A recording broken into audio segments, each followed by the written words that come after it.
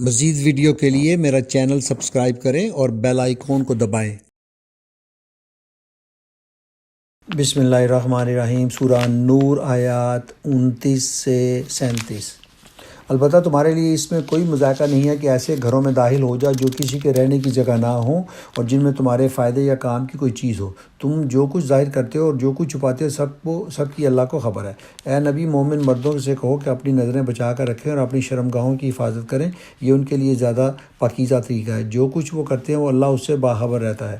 اور اے نبی، مومن عورتوں سے کہہ دو کہ اپنی نظریں بچا کر رکھیں اور اپنی شرمگاہوں کی حفاظت کریں اور اپنا بناؤ سنگار نہ دکھائیں بجز اس کے جو خود ظاہر ہو جائے، اور اپنے سینوں پر اپنی اوڑھنیوں کے آنچل ڈالے رہیں۔ وہ اپنا بناؤ سنگار نہ ظاہر کریں مگر ان لوگوں کے سامنے شوہر باپ، شوہروں کے باپ، اپنے بیٹے، شوہروں کے بیٹے، بھائیوں کے بیٹے، بہنوں کے بیٹے، اپنے میل جول کی عورتیں اور اپنے لونڈی غلام، وہ زیر دست مرد جو کسی اور قسم کی غرض نہ رکھتے ہوں، اور وہ بچے جو عورتوں کی پوشیدہ باتوں سے ابھی واقف نہ ہوئے ہوں۔ وہ اپنے پاؤں زمین پر مارتی ہوئی نہ چلا کریں کہ اپنی جو زینت انہوں نے چھپا رکھی ہے اس کا لوگوں کو علم ہو جائے۔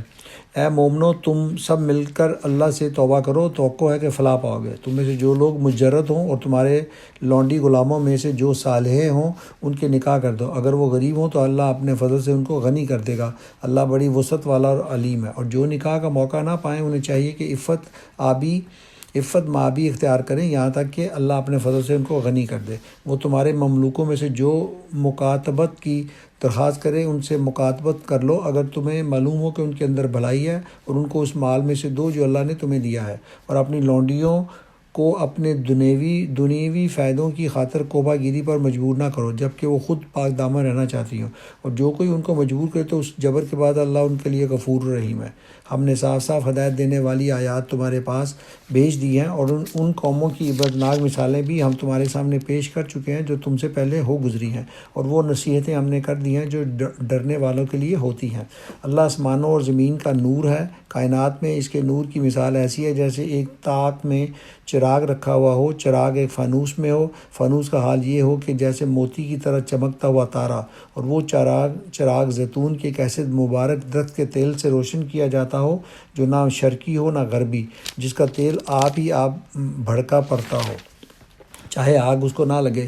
اس طرح روشنی پر روشنی بڑھنے کے تمام اسباب جمع ہو گئے ہوں۔ اللہ اپنے نور کی طرف جس کی چاہتا ہے رہنمائی فرماتا ہے، وہ لوگوں کو مثالوں سے بات سمجھاتا ہے۔ وہ ہر چیز سے خوب واقف ہے۔ اس کے نور کی طرف ہدایت پانے والے ان گھروں میں پائے جاتے ہیں جنہیں بلند کرنے کا اور جن میں اپنے نام کی یاد کا اللہ نے اذن دیا ہے۔ ان میں سے ایسے لوگ صبح شام اس کی تسبیح کرتے ہیں جنہیں تجارت اور خرید و فروخت اللہ کی یاد سے اور اقامت نماز و ادائے زکوٰۃ سے غافل نہیں کر دیتی۔ وہ اس دن سے ڈرتے رہتے ہیں جس میں دل الٹنے اور دیدے پتھرا جانے کی نوبت آ جائے گی۔ یہ تھی سورہ النور کی آیات 29 سے 37۔ مزید ویڈیو کے لیے میرا چینل سبسکرائب کریں اور بیل آئیکن کو دبائیں۔